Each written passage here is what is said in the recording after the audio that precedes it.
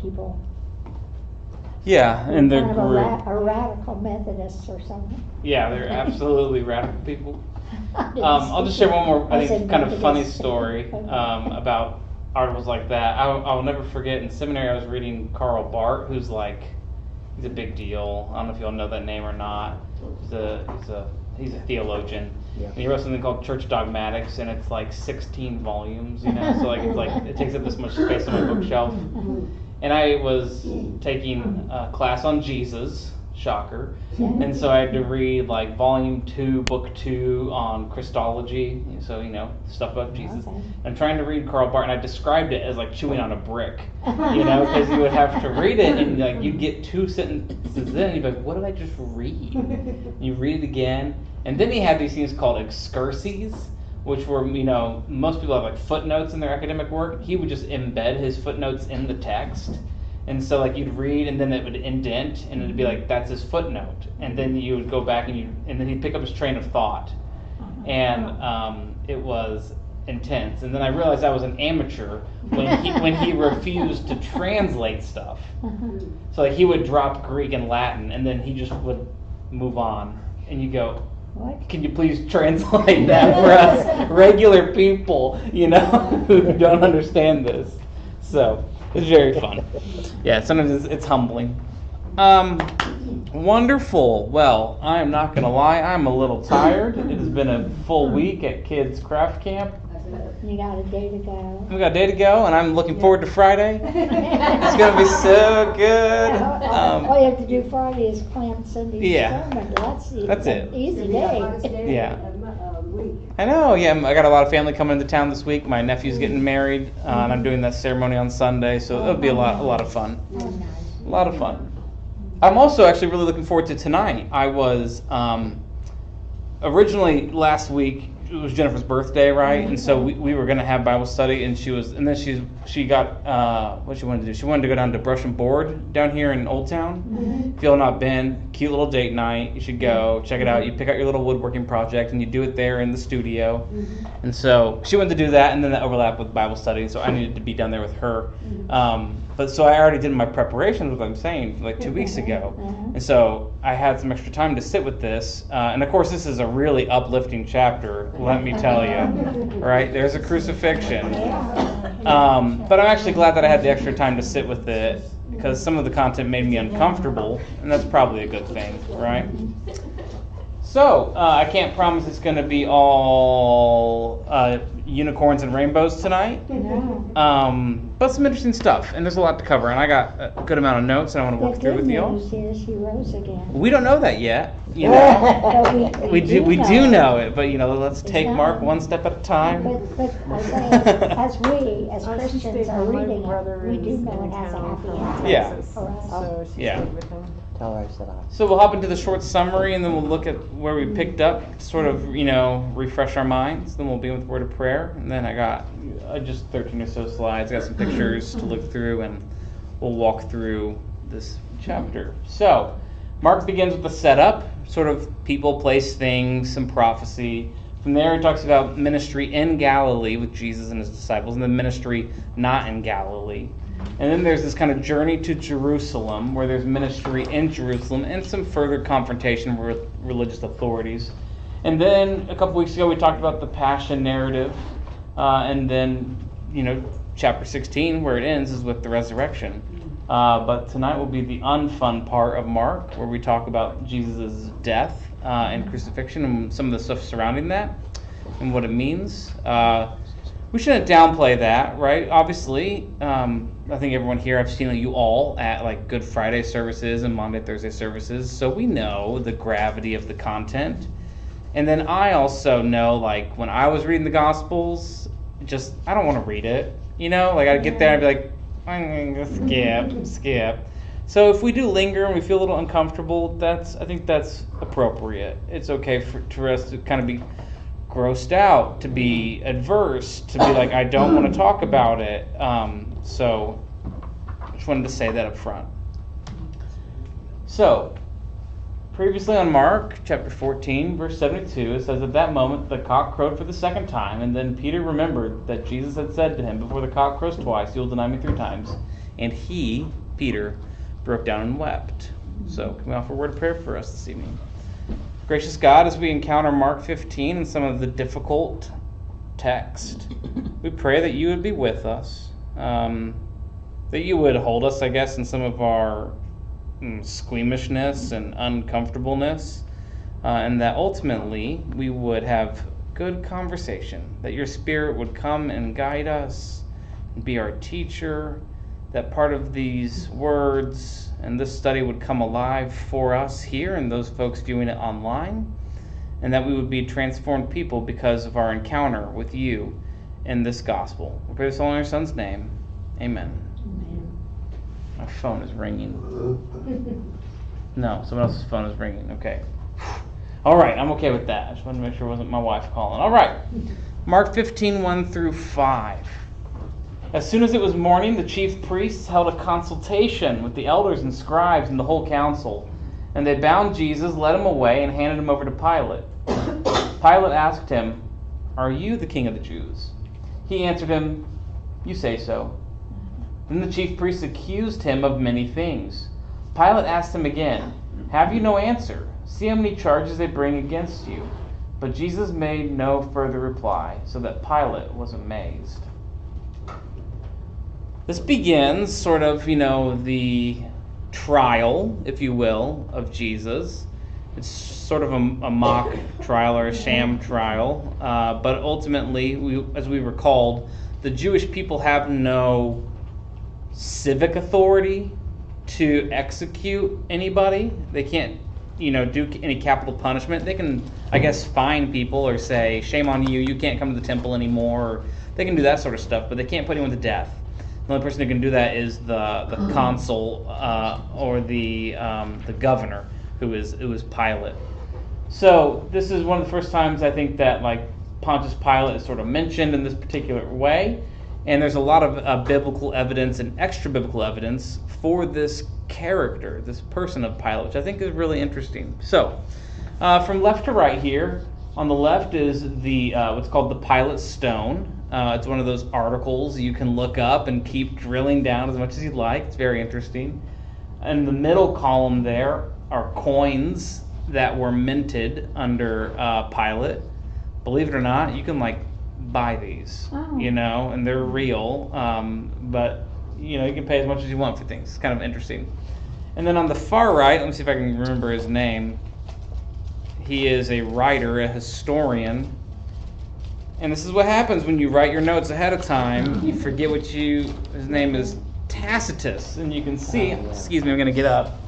You can see his name right here. And so this is in Europe. It's a statue of him outside of a parliament building. I forget where, and I wrote notes, so we'll get there in a second. But I wanted to orient you kind of to the slide first. So this is the first reference to Pilate, and Pilate really dates between 26 and 37 A.D., He was the governor of Judea in this area that includes Jerusalem. The official title for Pilate is he's the 5th prefect of Judea. And this Pilate stone was found in 1961.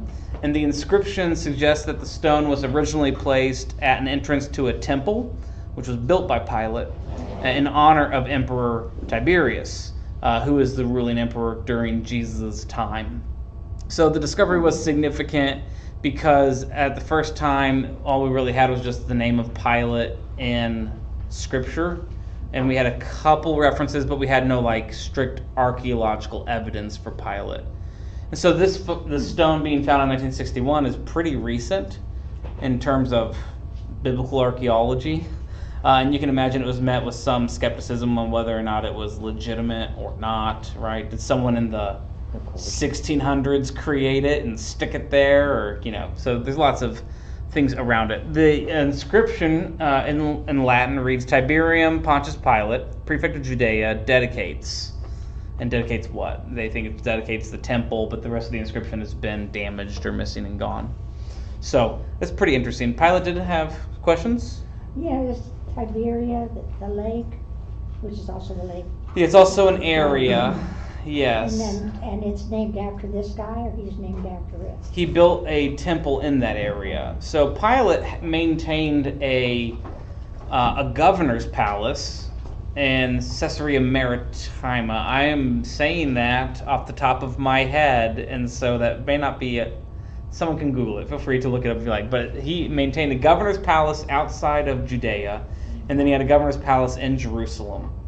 And much like, you know, the President of the United States goes to, Camp David, and then they also go to the White House. It's like, depends on the business of the day, right? Where are you going? Same with Pontius Pilate. It's like he's going to go to Caesarea Maritima, and that might be where he vacations, or he's going to go to Jerusalem, depending on the day, right? So he's in Jerusalem because of the Passover, and he needs to be there. The coins in the middle were minted during his reign. The coins were minted in 29, 30, and 31, all CE or AD. And interestingly enough, we don't know where the mint was, although they think that it's most likely in Jerusalem, and they found some remains to suggest that it was there. Those coins are really dated? Yes. And so the dates, excuse me if you're online, like the LIZ right here, this would be the date. I'm going to talk about this symbol right here, this symbol here, and you'll see the wreath of laurel right here. Mm-hmm. And the LIH right here is also the dating here. I used to collect coins, so I'm kind of a coin nerd, but then I sold all of them because I didn't want to collect them anymore. So anyways, so I'm just going to put up with me. And so that first symbol in the top left is called, it's like a ladle, a sympolum. It's a utensil used by priests in ancient Rome. How did they know?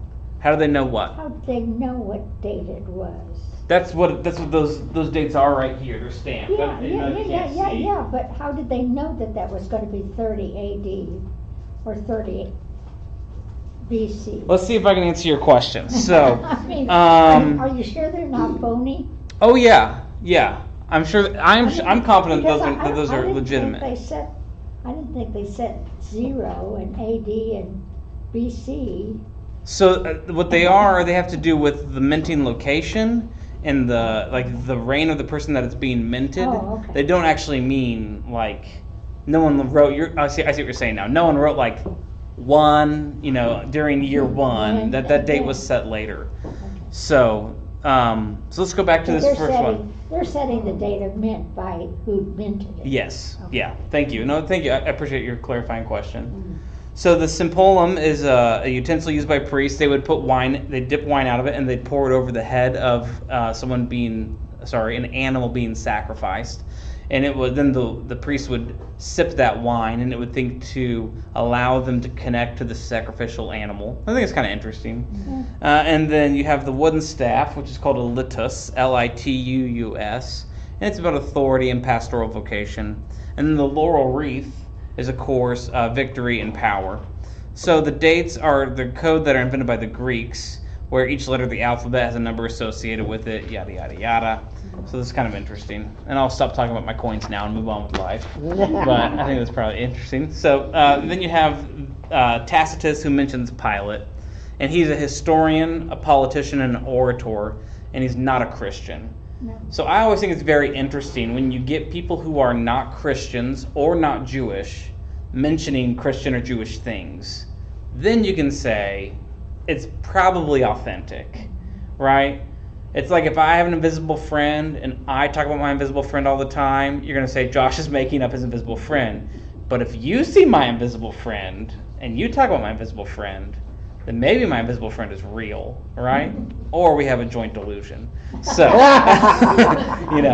but that's right, yeah. There's lots of us. That's right. So you have this person, Tacitus, who's a historian, he's a politician, he's an orator, he's a Latin. He is not Christian or Greek, and he talks about Pontius Pilate, which probably means Pontius Pilate was a real person, and so I think that's just important to mention, that these are real people, these are real places, and we can corroborate some of their existence with archaeological evidence. Well, it was a long time ago. Yeah. So some of that stuff is long gone.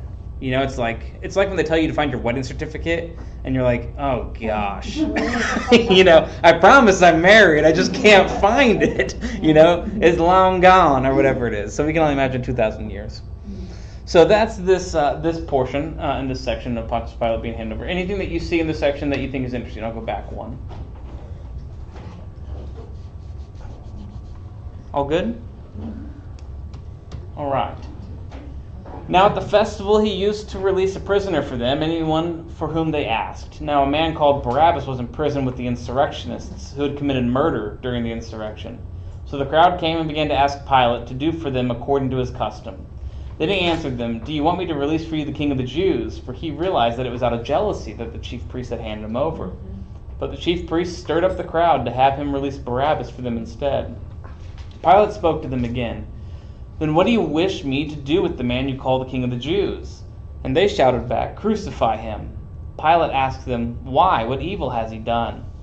But they shouted all the more, "Crucify him." So Pilate, wishing to satisfy the crowd, released Barabbas for them, and after flogging Jesus, he handed him over to be crucified. All right, that's verses 6 through 15.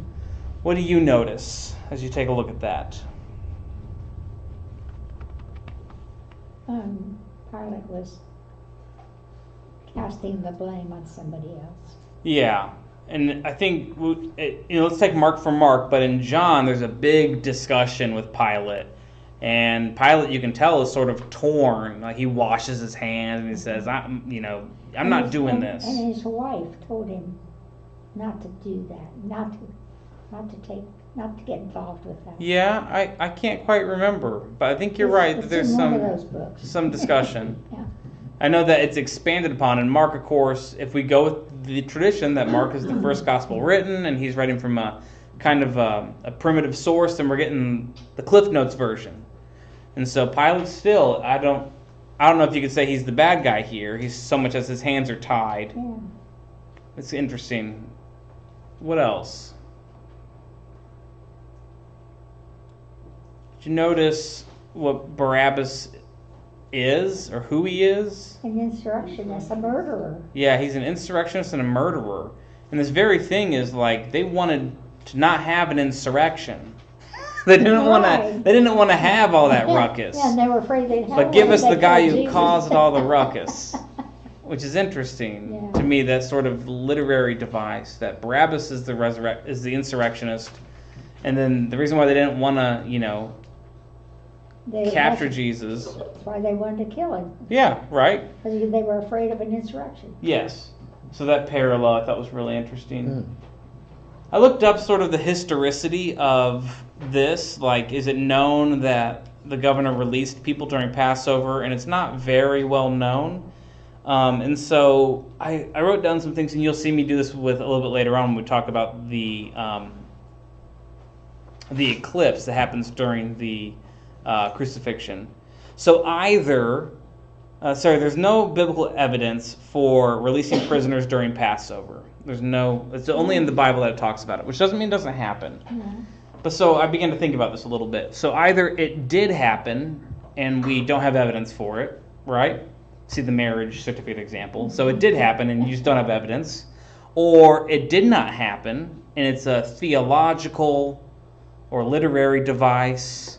So again, like if Barabbas is not necessarily a historical person, Mark's trying to tell us, like, the crowd wants a convicted killer instead of the innocent Messiah.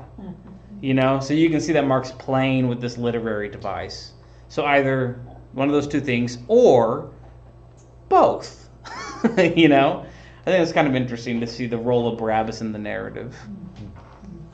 Go ahead. Wouldn't they call him Jesus Barabbas? I don't Didn't he carry that know. name? I don't know. Well, I think so. Somewhere in there. Yeah, I don't think in Mark. Maybe not. Probably not if you haven't just read it. Yeah.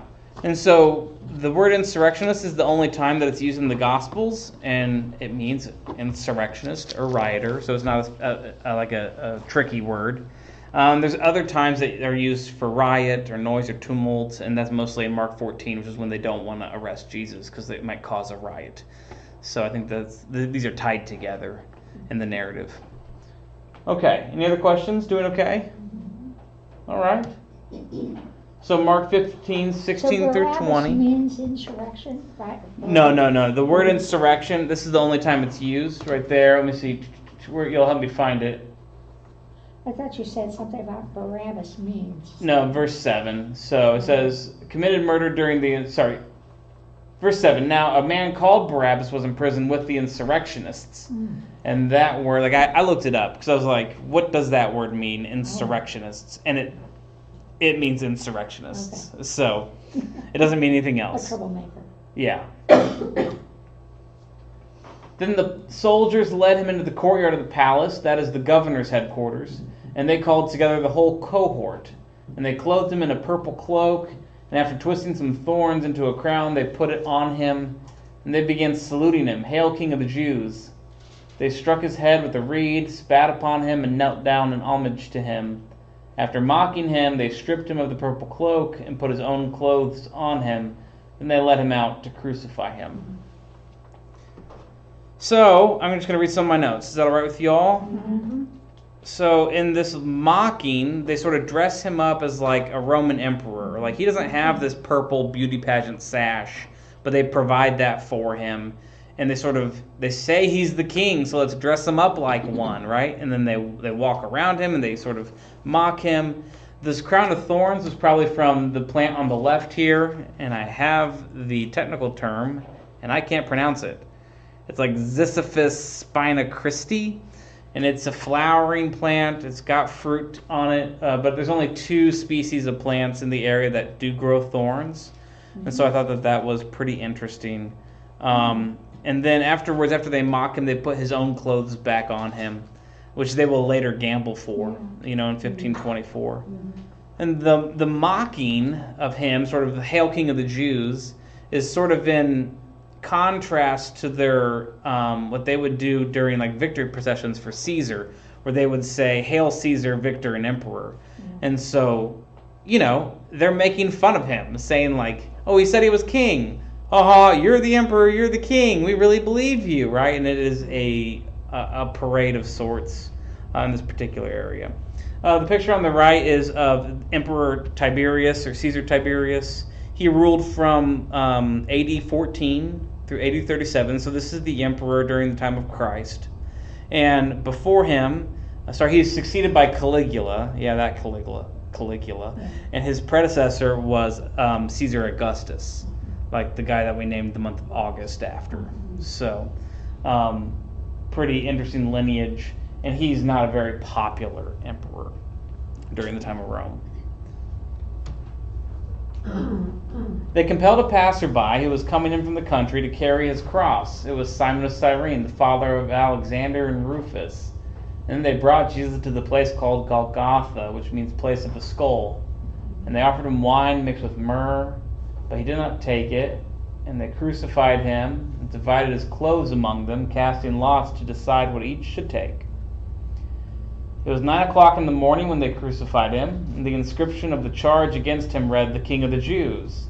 And with him they crucified 2 rebels, one on his right and one on his left. Those who passed by derided him, shaking their heads and saying, "Aha! You who would destroy the temple and build it in 3 days, save yourself and come down from the cross." In the same way, the chief priests, along with the scribes, were also mocking him among themselves and saying, "He saved others. He cannot save himself. Let the Messiah, the King of Israel, come down from the cross now so that we may see and believe." Those who were crucified with him also taunted him. All right, what do you notice from this passage, or what thoughts might you have or observations as you take a look at it?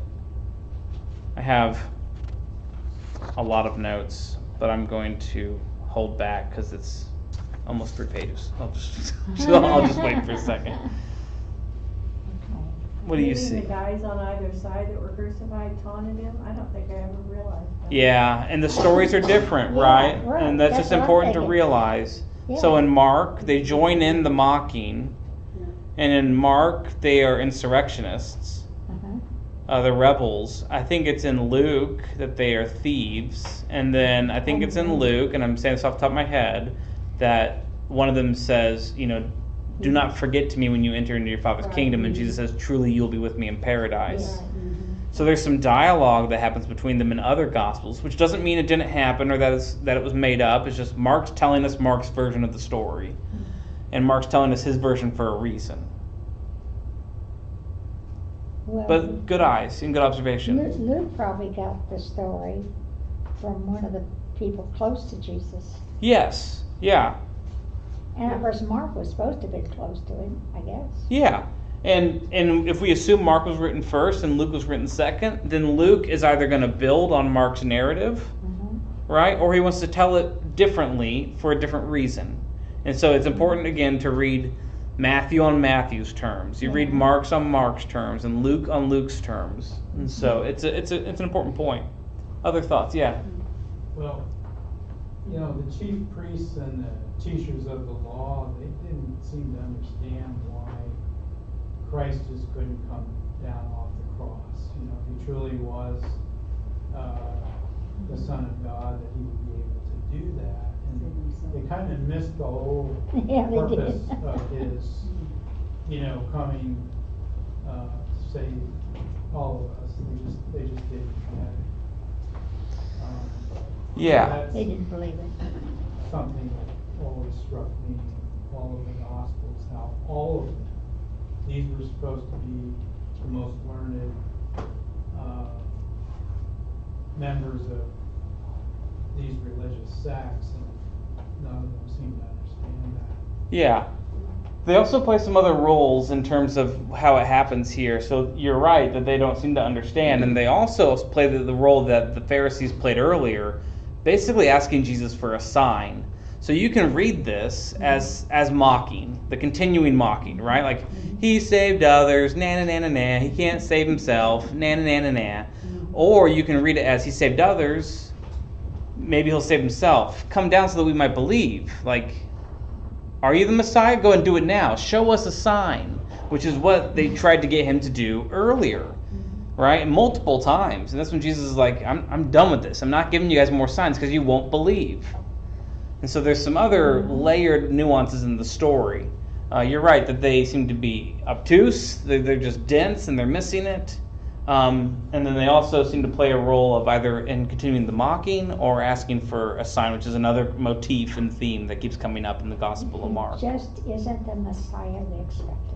Yes. Yeah, you're exactly right. Because they even get the titles right. Let the Messiah, the King of Israel. I think they are obtuse, but they're obtuse for a reason. He's not what they expected. Yeah. Yeah, I think you're correct. What else do you notice in this section? Any time, though, that he's been called the Messiah, because he'll say, well, who do you say I am? And then they tell him. And then he says, I'm the Son of Man. Yeah. So he doesn't come out and say, yes, I'm the Messiah. Yes, I'm the King of Jews. He doesn't directly say that. Right. That's the assumption of the people. Yes. His people. Yeah, and they tend to put up, like, it's talking about, they tend to put up, like, differing or projecting different expectations onto him. And the only time that he really becomes confrontational was last chapter, when he's being questioned directly by the high priest. And then he does say, I am, as you say, I am he, and you'll see me come. You'll see the Son of Man. To your point, it says that you'll see the Son of Man coming in power with clouds, and he goes into that whole entire Daniel language about the apocalypse and the unveiling of the cosmos. Okay, what else? According to the footnotes in this, whatever. In your study Bible, yeah. It says that in Mark, he calls them rebels, not robbers. In some accounts that they're supposedly robbers. But in my footnotes, it said that was not a capital offense. Robbery was not a capital offense, and therefore, that's why Mark changed it To rebels. to rebels. Yeah, that's interesting, and I don't know. Yeah, what that word is in Greek for Luke, because every time I remember reading it, it was thieves. It was thieves, yes. Yeah. But according to this, the Romans did not use capital punishment for it. Yeah, and I was trying to do more research, and maybe some of you who are more interested, I was done looking up things on crucifixion at about 4 p.m. tonight. I was like, no more for Daddy. I was done, But I was like, okay, so it is a capital offense. And then I was also reading accounts from Romans, and I can read some of them because I think they are important to wrestle with. That if you were a Roman citizen, I don't think you were generally crucified. Like Paul, Paul's asking to be beheaded, or he gets beheaded, and that's tradition because he's a Roman citizen. He's not crucified. So, and again, what does it mean to be a citizen? It's probably like landowning male. So just some things to think about, that you're right, there's capital offense, and then the capital offense for troublemakers certainly is, let's make an example of them, and that would be crucifixion. So if you'll bear with me for a second, I'll read some things about crucifixion from the mouths of Romans, All right. which I thought was interesting. So, and some of these, so here are the sources. I'll read the names first so you can hear them. Some is Josephus. Have you heard that name? Do you know who Josephus is? For those of you who don't, Josephus is a Jewish historian, and we get a lot of historical things from him. And, you know, it was written a long time ago, and he has a vested interest in sort of documenting the Jewish people. So, like, he's the one that talks about the Jewish wars in the Roman provinces, in particular the destruction of the temple in 70 AD. So we take what he says, I don't want to say with a grain of salt, but with that coloring on it. Then you have people like Plutarch, Seneca, and Cicero, and Sheraton, and those are all straight up Roman names. You know, these are people who were not like, oh, I'm part of the Jesus cult. You know, these people are writing about crucifixion without saying, like, that's my Lord and Savior. You know what I mean? So Josephus says he was whipped until his bones showed, talking about the war of the Jews and about the actual act of crucifixion. And then Plutarch says each criminal who goes to execution must carry his own cross on his back. So it was an expectation that if you were going to be crucified, you picked that sucker up and you carried it. And then when the centurion said stop, that's where they nailed you to it. Sheraton says 16 men were paraded out, chained together by the foot and neck, each carrying his own cross. The executioners added this grim public spectacle to the punishment as an extra deterrent to anyone thinking about committing the same crime. Seneca says that some hang their victims upside down, some impale them through the private parts, others stretch out their arms into forked poles. And then Seneca says, is there such a thing as a person who would actually prefer wasting away in pain on a cross, dying limb by limb, one drop of blood at a time, rather than dying quickly? Would any human being willingly choose to be fastened to that cursed tree, especially after the beating that left him deathly weak, deformed, swelling with vicious welts on shoulders and chest, and struggling to draw every last agonizing breath? Anyone facing such a death would plead to die rather than mount the cross. Cicero says, reliable witnesses saw the man being dragged, not talking about Jesus, right? Just another witness of a crucifixion. So reliable witnesses saw the man being dragged to the cross while crying out that he was a Roman citizen. And you, Varus, confirmed that he did cry out that he was a Roman citizen, yet you sent him to a most cruel and shameful death anyhow. And then I'll finally end with this Josephus quote. It says, every day Roman soldiers caught 500 Jews or more. This is about the war of the Jews and the destruction of Jerusalem, the pillaging of the temple, so 70 AD. This is not talking about Jesus, right? Every day Roman soldiers caught 500 Jews or more, and the soldiers, driven by their hatred of the Jews, nailed them to crosses. They nailed them in many different positions to entertain themselves and to horrify the Jews watching this spectacle from inside the walled city of Jerusalem. In time, the soldiers ran out of wood for crosses, and room for crosses even if they had found more wood. So there are lots of different theories too about sometimes you'll encounter these that like Jesus really wasn't crucified or that he merely fainted and he didn't die. To suggest so is, I think, insulting to the Romans. Yeah. Like, they were good at their job, they knew how to kill people, and they knew how to make an example of people. Like, if you were going to get crucified, they weren't like, let's do it all secretive. Like, it was public, it was excruciating, it was to make an example of you, and they killed you. So I think that's something just to kind of hold on your shoulders in the back of your mind. So it's interesting that Simon of Cyrene is mentioned here. He's mentioned again in Romans chapter 16. Some people will say it's the same Simon, some people say it's different. I think since he's mentioned here, the father of Alexander and Rufus, and then talked about again the father of Rufus in Romans 16, that this is the same person, and will later become a follower of Jesus. I read something. Yeah. Well, it was actually Killing Jesus by O'Reilly. And his research, or their research, showed that carrying the cross you carried was the cross piece. The beam. Mm-hmm. Not the upright, because that upright couldn't just suddenly be stuck in the ground and hold up anything. Yeah. It would have to have already been in the ground. Yeah, and it's debated, right, what portion, and it's also thought that this is, that during different revolts and rebellions, that's what the Roman centurions would say to people, is pick up your cross, which of course is what Jesus told his disciples earlier. If you want to follow after me, you will shoulder your cross, Yes. and follow after me. So it's debated whether it's just the cross beam or the whole thing. And then ultimately, I think Romans didn't really care, No. right? They're just going to nail you to pieces of wood. And the way, if you don't know this, again, I'm sorry, but this is important to wrestle with this evening. The way that one would die during crucifixion is through suffocation. And we'll get there. Your hands are either tied or nailed, and your feet are tied or nailed, and then you have to hold yourself up to breathe. And so eventually you tire of exhaustion and you suffocate. They would push If you're lucky. They would push their heel back in order to, against the upright. Yeah, to gain in order to traction. Try to get a breath.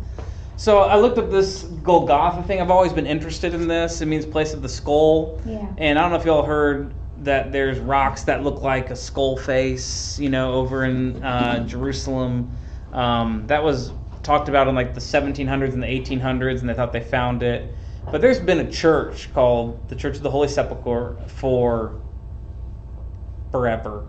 1820, Yeah. 2,300 years. For forever, over the historical place of the tomb of Jesus and Golgotha. And the translation here, which means place of a skull, probably doesn't mean that Golgotha looked like a skull. It probably means there were just skulls. There were bones of People died there. of the people they executed, and they just scattered them because why would you bury criminals, right? No need. After the ravens and the crows, get their feast, just scatter what's left. So that's probably the derivative of the name Golgotha. But let me just see. So the Church of the Holy Sepulchre, that's hard for me to say, means a small room or monument cut into rock or a stone or tomb. And it's one of the most important pilgrimage sites in Christianity. And it's there today. You can go find it. I didn't realize that it contained both the stone, which is encased in glass. Oh, wait.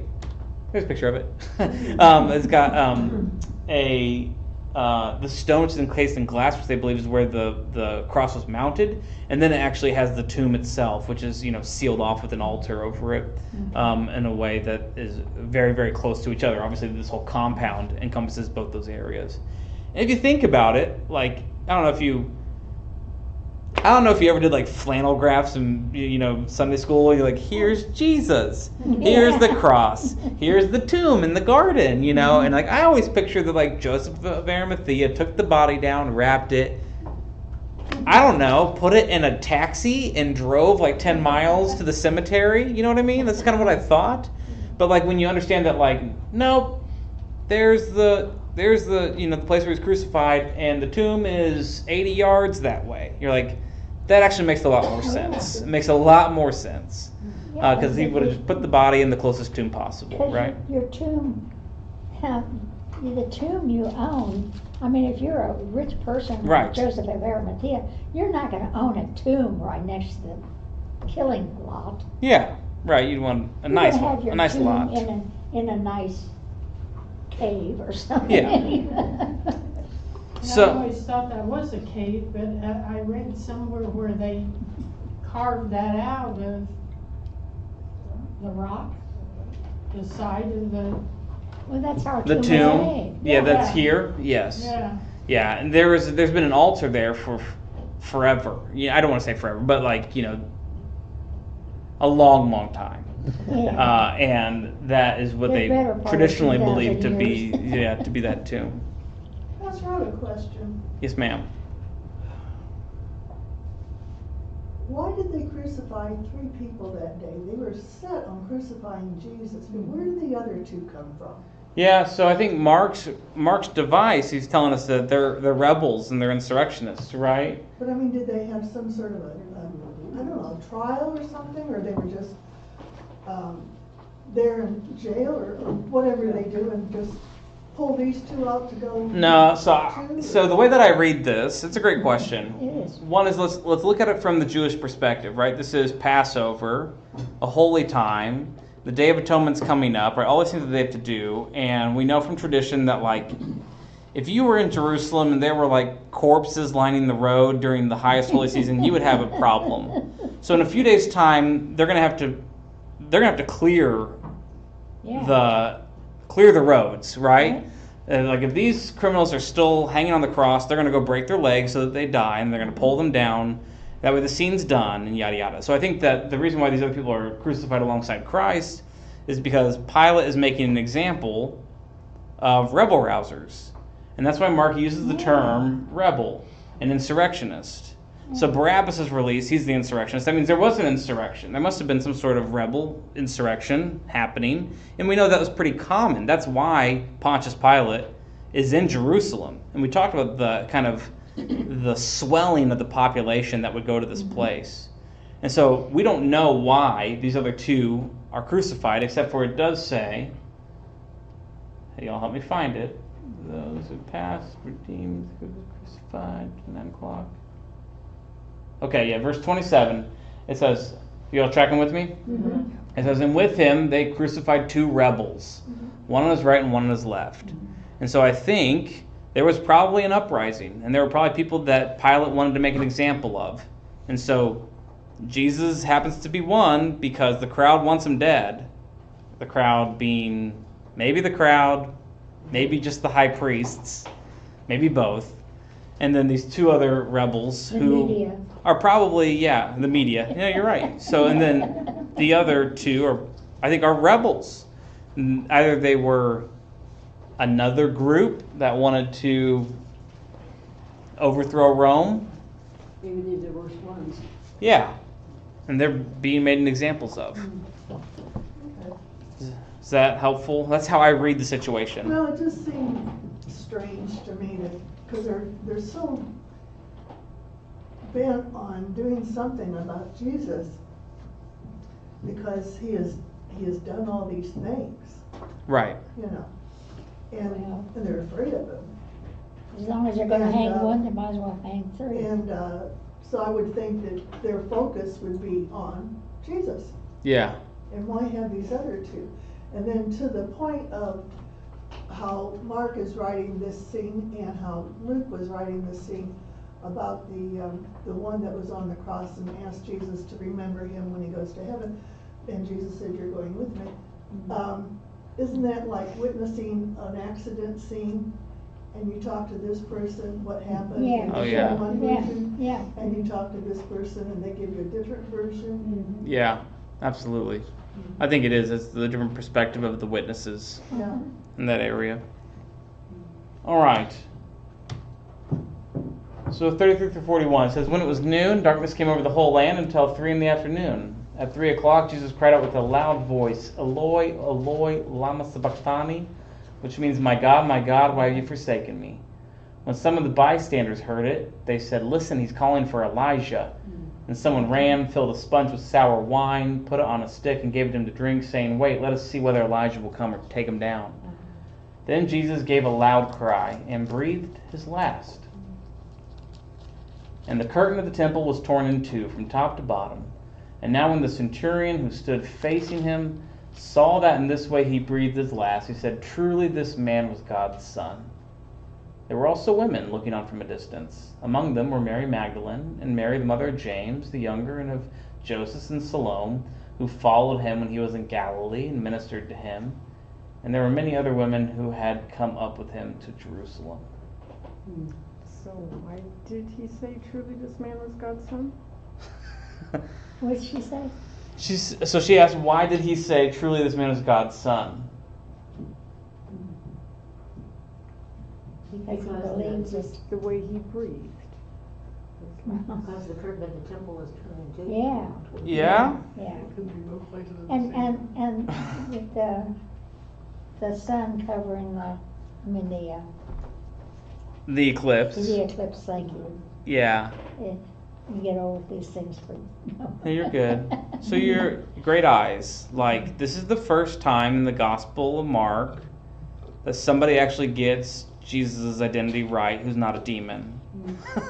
Right? All the other people who know who Jesus is, right? There are people who Jesus is going to say, don't say anything, right? Or I'm going to cast you out. Like the demons, or the demon-possessed man on the island in Mark, right? Says, what have you to do with us, Lord? Are you come to torment us? And he says, no, yeah. So this pagan Gentile, a Roman soldier, is the first one to say, truly this is God's son.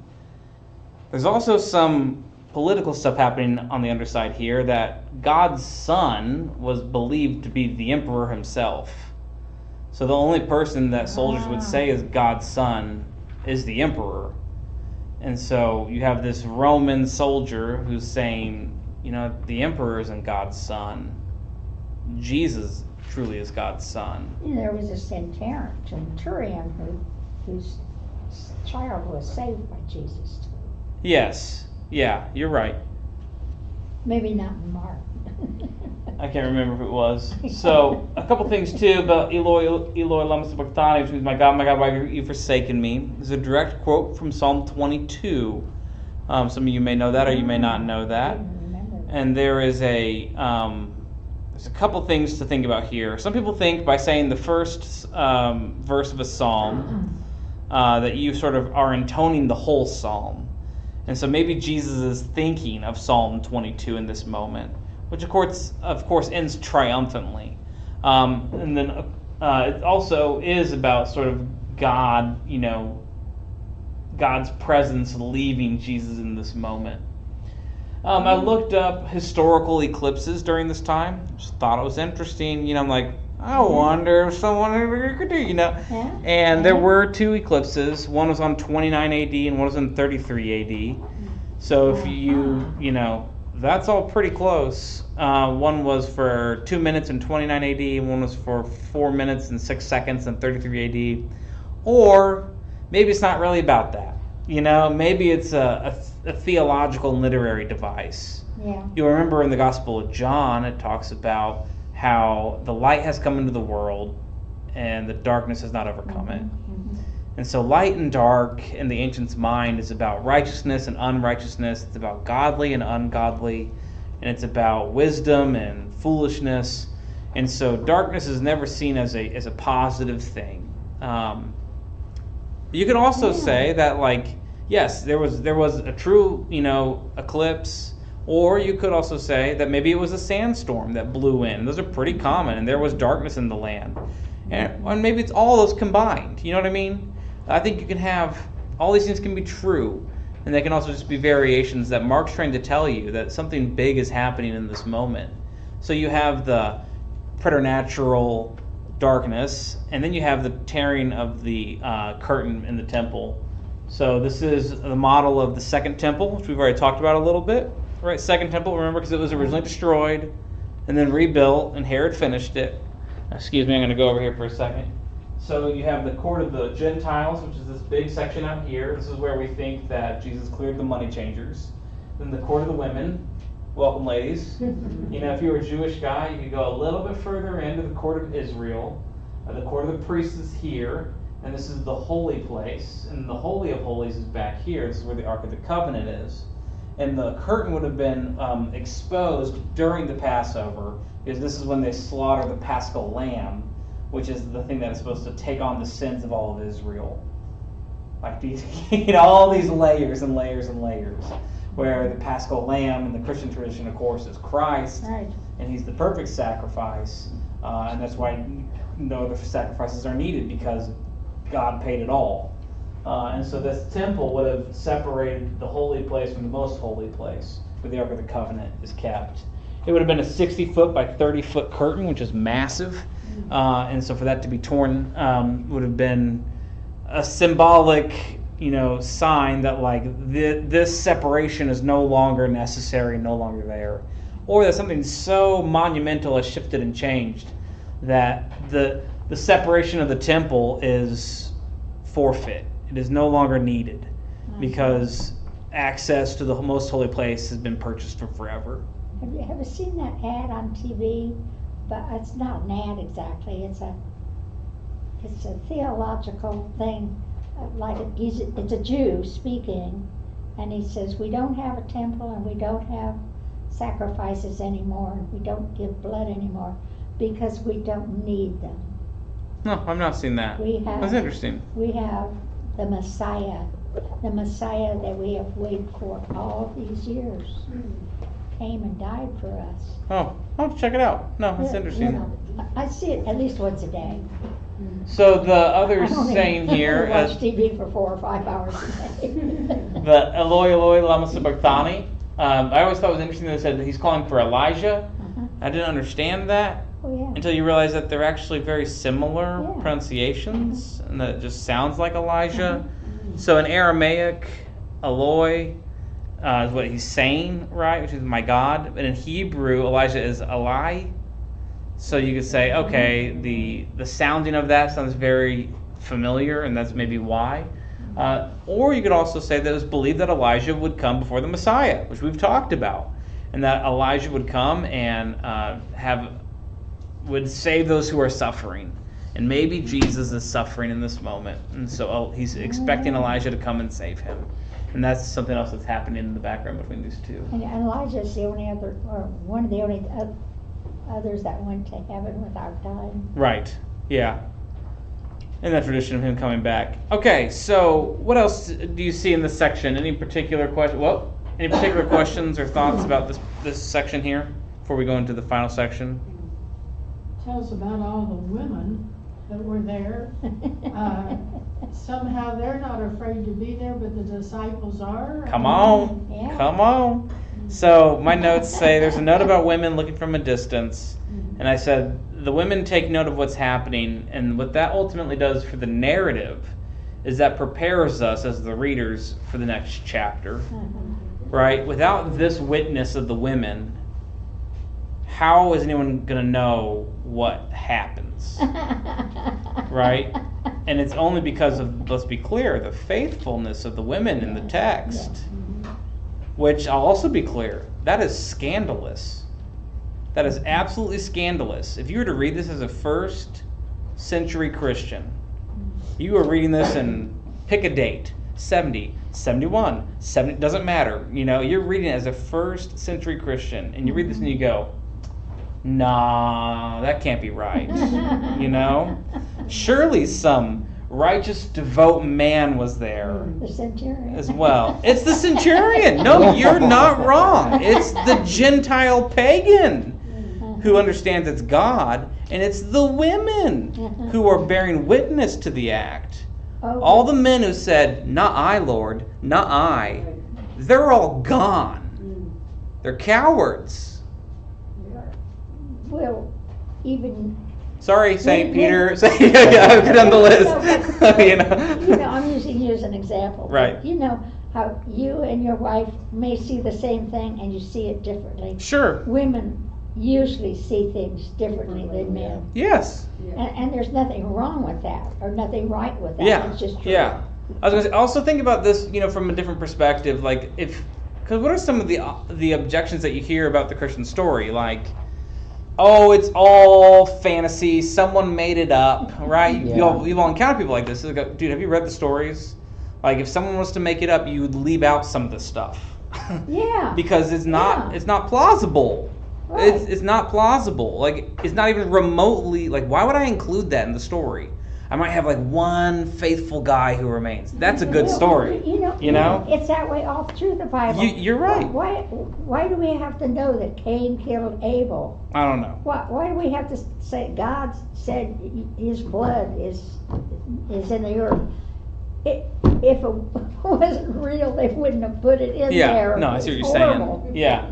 And so much of the Bible is We laugh about it in Sunday school because it's so gory sometimes. Oh yeah, But- yeah. But we The only gory laugh- details are left We in. only laugh because it is gory. Yeah. It is. So, Mary Magdalene's mentioned, right? Mary, the mother of James the younger, and of Joseph and Salome. If I was a betting man, right? Mary's a pretty popular name, probably Jesus' mother, but I didn't keep doing my research, and so my notes fail me. Well, didn't the women have the responsibility though for going in and anointing the body afterwards? And Yeah. maybe that's why they were there too, because they wanted to see where he was put? Yeah, and I think ultimately they want to see what happens. And where they took him. Yes. So that they would know where to go. Yeah. They couldn't anoint him if they didn't know where he was. And also, remember, Golgotha means place at the skull, probably because all the criminals are just like scattered there. So it's not necessarily a signed, sealed, done deal that Jesus is going to get buried, No. right? They might just leave him out there. But there's some religious holiday coming up, and I'm sure Yeah. Pontius Pilate doesn't want a bunch of corpses lining the road, you know, appearances. So they're going to take those corpses down. In a different book, A different a gospel. different gospel. Okay. Jesus looks down and says to That's in the Gospel of John. Of Yep. course it is. Yep. the one He says, God- yeah, mother, behold your son, and son, Yes. behold your mother. So Jesus is, as Mary is there, Yes. at least in that. In that gospel. And in here, if this is the same Mary, right, she is looking up from a distance. Mhm. And either way, we could just say she's a witness to the scene. Mhm. And it prepares us for the coming chapter. But before we get to the coming chapter, there's one final section. Okay. And that's this section here. It says, when evening had come, and since it was the day of preparation, that is the day before the Sabbath, Joseph of Arimathea, a respected member of the council, who was also himself waiting expectantly for the kingdom of God. Pause. That's been the whole theme in Mark, right? Behold, the kingdom of God is at hand. He went boldly to Pilate and asked for the body of Jesus. And then Pilate wondered if he were already dead. And summoning the centurion, here he is again, There he is. he asked him whether he'd been dead for some time. And when he learned from the centurion that he was dead, he granted the body to Joseph. Then Joseph bought a linen cloth, and taking the body, wrapped it in the linen cloth and laid it in a tomb that had been hewn out of rock. He then rolled a stone against the door of the tomb. Mary Magdalene and Mary, the mother of Joseph, saw where the body was laid. And that's the end of chapter 15.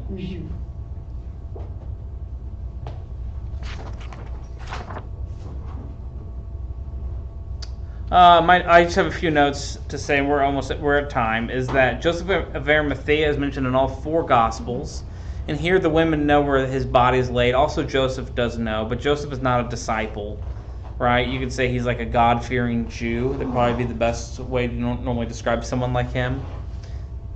And I also said that Jesus is clearly dead. Yeah.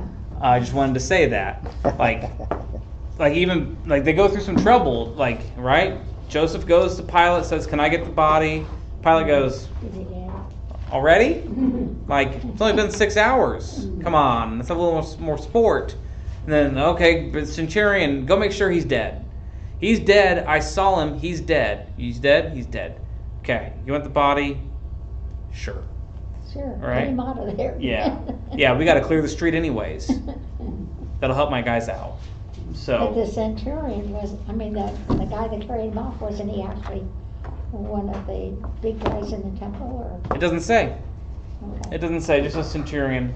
Also, Mark gives us the detail that it's Joseph who rolls the stone against the tomb. Did you catch that? Which is interesting because in the other Gospels, I don't think we get that detail. And also, I think we're led to believe that the stone cannot be moved by one single person. So, just a detail that Mark puts in there, which I think is interesting. Joseph big story. Yeah. Joseph ate his Wheaties. Okay, other thoughts, questions? Beautiful story. Yeah. Glad we wasn't watching a movie. Say what? I'm glad we wasn't watching the movie of it. Oh, yeah. Oh, I have. It's I've seen it. Would Jesus Christ. have Yeah. made it through that. It unpleasant. was hard to watch. Yeah. It was, but it was a good one. All right, so I'll say a quick word of prayer and I'll linger if you got any other questions. Next week will be chapter 16. It's the final chapter. If you want, I'd encourage you to read it maybe tonight or whatever, while it's kind of fresh in your mind, because there's some really interesting things about chapter 16. It kind of ends 3 different ways, and I think if you've got a study Bible, it'll walk you through, like, this is the long ending of Mark, this is the short ending of Mark, this is the intermediate ending of Mark. It's interesting. Okay, I already, there's my commercial for it. So we'll do that, and then we'll take the rest of August off, and we'll pick back up that first Wednesday after Labor Day, and we'll be in Esther. We'll work through Esther. I think Esther, if I remember right, has 10? You said 10. Is it 10 chapters? So I think we'll do 10 weeks in Esther, and then we'll take another break, right? Till And after then we'll Christmas. something like that, and then we'll hop back into a New Testament book, which I'm open for suggestions, because after Esther, if y'all want to read Paul, okay. We can do some Paul. That'll be fun. All right, so let's say a word of prayer. Okay. Gracious Lord, thank you for this time together, for the story of your life and death and ultimately resurrection, and how that not only changed literally everything, but how it changes us as well. So be with us as we go home and rest until we meet again. We pray this all in your Son's name. Amen. Who else is the whole calendar of the world? We have